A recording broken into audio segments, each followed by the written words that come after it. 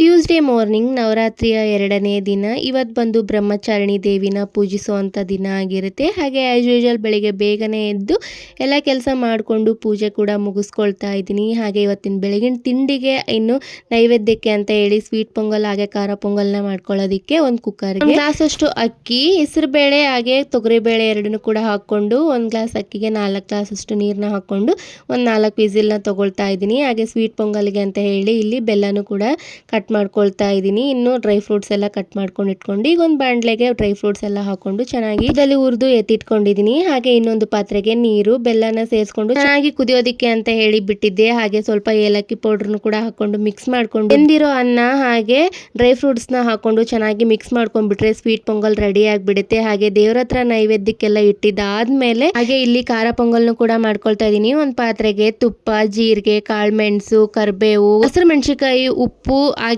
ಅರಿಶಿನ ಪುಡಿನ ಹಾಕೊಂಡು ಚೆನ್ನಾಗಿ ಮಿಕ್ಸ್ ಮಾಡ್ಕೊಂಡು ಬೇಯಿಸಿಟ್ಕೊಂಡಿರೋ ಅನ್ನನ ಹಾಕೊಂಡು ಮಿಕ್ಸ್ ಮಾಡ್ಕೊಂಡು ಲಾಸ್ಟಲ್ಲಿ ಕೊತ್ತಂಬರಿ ಸೊಪ್ಪು ಹಾಗೆ ನಿಂಬೆ ಹಣ್ಣು ತುರಿನ ಹಾಕೊಂಡು ಲಾಸ್ಟಲ್ಲಿ ಮಿಕ್ಸ್ ಮಾಡ್ಕೊಂಡ್ಬಿಟ್ರೆ ಖಾರ ಪೊಂಗಲ್ ರೆಡಿ ಆಗ್ಬಿಡುತ್ತೆ.